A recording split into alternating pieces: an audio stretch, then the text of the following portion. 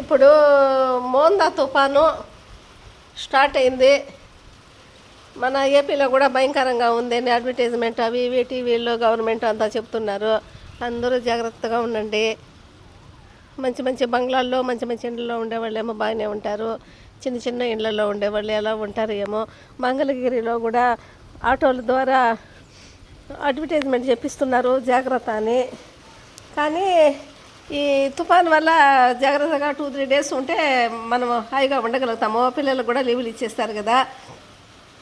చిన్నప్పుడు ఇటువంటి వర్షాలు ఏమొస్తాయో ఏమో అని కూడా తెలిసేది కాదు. భయంకరంగా ఉన్నట్టుండి వచ్చేసేది.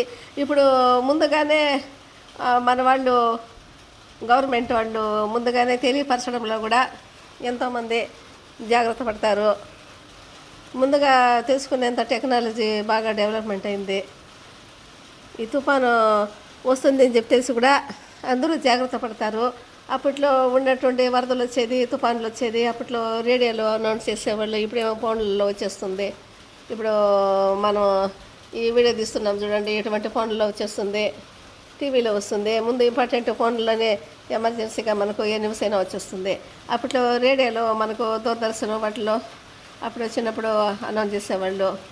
అప్పుడు ఏమిటంటే నా నాన్నకు సంబంధించిన వాళ్ళు కూడా కొంచెం బాగా చాలా వరకు పూర్గానే ఉండేవాళ్ళు. వాళ్ళకు ప్రతి ఒక్క ఇంటి దగ్గర కూడా పెద్దనాన్న వాళ్ళు నలుగురు ఇంటి దగ్గర కూడా సుట్టిళ్ళు ఉండేదండి, రౌండ్గా సుట్టిళ్ళు. ఆ సుట్టిళ్ళు ఉంటే అదృష్టమని వాళ్ళు సుట్టిళ్ళు కట్టుకొని ఆ తర్వాత బండ్లతో మిద్దె ఎత్తిపించి ఆ మిద్దె పైన శుద్ధ పోపించేవాళ్ళు. కిందేమో బాగా అది వర్షం వస్తే నెమ్మొచ్చేసేది. అందులో ఆ ఊరు కూడా సదుము దగ్గర దేవదారు మాకలపల్లి ఆ ఊరి పేరు. అప్పట్లో చెరువు దగ్గర ఉంది.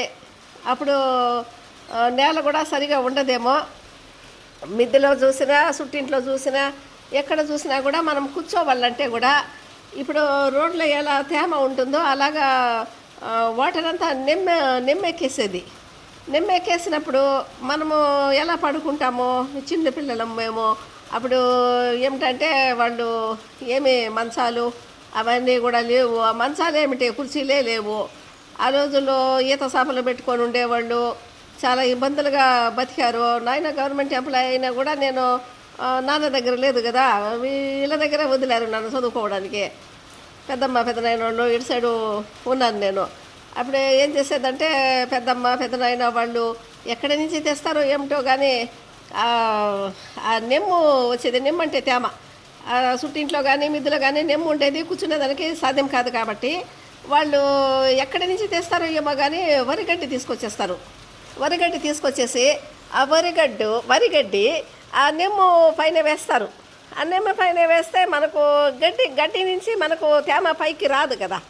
అలా చేసేవాళ్ళు. అలా వేసి దాని మీద చేపలు కూడా కాస్ట్లీ చేపలు ఎక్కడిది ఈత చేపలతోటి అల్లుకొని, అప్పట్లో పేదరికం వలన ఈత చేపలు అవి ఇవి ఆ గడ్డి ఆ నెమ్ము ఆ గడ్డి పైన ఈత చేప వేసేవాళ్ళు. ఈత చేప వేసేసారంటే వాటి మీద కూర్చుంటే మాకు చిన్నపిల్లలు రోజు లేని ఆనందము. అది ఈత చేప మీద కూర్చోవడంలోనే మాకు ఎంతో హ్యాపీ అనిపించేది. అది మెత్తగా ఆ గడ్డి సౌండ్ చేస్తూ అదేదో ఒక బొమ్మరీలు లాగా ఆడుకున్నట్టుగా అనిపించేది. వాళ్ళ బాధ వాళ్ళదే, మా బాధ మాదేని. చిన్నపిల్లలం మేము. వాళ్ళు ఎలాగో బయట కట్టెలు తెచ్చుకొని బాధలు పడి ఆ పొగ ఎట్లా ఊపి వంట చేసి మాకు పెట్టేవాళ్ళు. పడుకునేటప్పుడు అదొక రకమైన హ్యాపీగా అనిపించేది.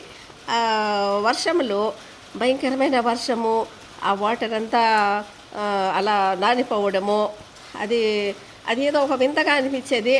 అందరూ చేరి ఇట్లా నెత్తిన ముసుగేసుకొని ఒకే చోటు దగ్గర కూర్చొని మాట్లాడుకునేవాళ్ళము. ఆ పొయ్యి దగ్గర అయితే ఇంకా చెప్పాల్సిన పనే లేదు. 3-4 మనుషులు పొయ్యి దగ్గర కూర్చునేవాళ్ళము. ఏదో బాగా వేడిగా ఏదో ఒకటి చేసి పెట్టేవాళ్ళు, తినేవాళ్ళము. అది చెప్పలేని ఆనందం అనిపించేది. ఈ వర్షం చూస్తుంటే నాకు ఆ రోజులు గుర్తొస్తున్నాయి. ఈ తుఫాన్ ఏమిటో కానీ ఎంత జనాలు బాధపడతారో ఏమిటో.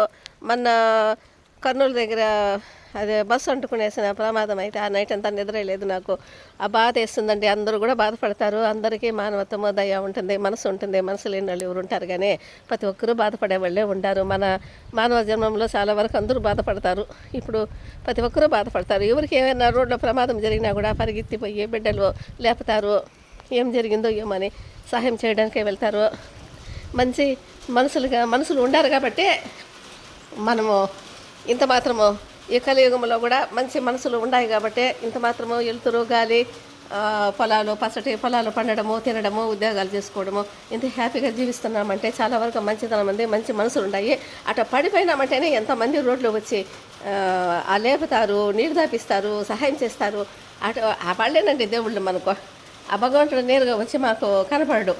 ఎవరు సహాయం చేస్తారో వాళ్ళే దేవుళ్ళు. బిడ్డలు ఎవరైనా కూడా కానీ ఏ ప్రమాదమైనా కూడా కానీ ఎంత వచ్చినా కూడా కానీ మనకు రోడ్లో వచ్చి సహాయం చేస్తారు. చాలామంది చాలా జాగ్రత్తగా ఉండండి. వర్షం అప్పుడు ఎక్కడ బయట పోకుండా కొంచెము వాటర్ అది ఇది నీళ్ళు వచ్చినప్పుడు కొంచెము తొందరపడి దాటడము, అలా నదుల మీద దాటడము, వాటర్ వస్తుంటే వెళ్దామలే అని వెళ్ళడము అట్లా చేయొద్దండి. చాలా డేంజర్ జరుగుతుంది. మొన్న ఒకరోజు కూడా నాకు ఇక్కడ వడ్లపాడు అదేదో ఊరుంది తెనాలి వే రూట్లో కారు వాటర్లోకి బాగా దించేసాను. నేను దించేసే కొద్దికి సగం చక్రం కూరిపోయే కొద్దికి బంగారు బిడ్డలు వచ్చి ఇంతకుముందు వీడియోలోనే పెట్టాను. ఆ బంగారు బిడ్డలు 4 వచ్చి కాపాడి ఆ కారు తీసి పైన పెట్టి వాళ్ళు మాట్లాడుకునే వెళ్ళిపోయారు.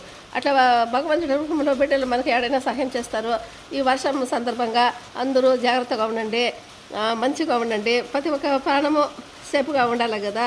కాబట్టి ప్రమాదము వస్తుంది అని చెప్పి తెలిసి కూడా కొంచెం ఆగి జాగ్రత్తగా ఉండడం మంచిది. మనం ఏదైనా పనులు ఉంటే కూడా వాయిదా పడితే కూడా తర్వాత చేసుకోవచ్చు. కానీ ప్రాణం అనేది పోతే మళ్ళీ రాదు కదా. ఆ ప్రాణాన్ని కొంచెం జాగ్రత్తగా చూసుకొని జాగ్రత్తగా ప్రమాదం గల ప్రదేశాలకు వెళ్ళొద్దండి. వర్షంలో ఎక్కడంటే అక్కడ తిరగద్దండి. ఈ 2-3 డేస్ జాగ్రత్తగా ఇంట్లోనే ఉండండి, జాగ్రత్తగా ఉండండి, ఎక్కడ పోవద్దండి. మా ఫ్యామిలీనే బాధపడుతుంది. ఎవరికైనా ఏదైనా జరిగితే కూడా బాధపడితే కూడా.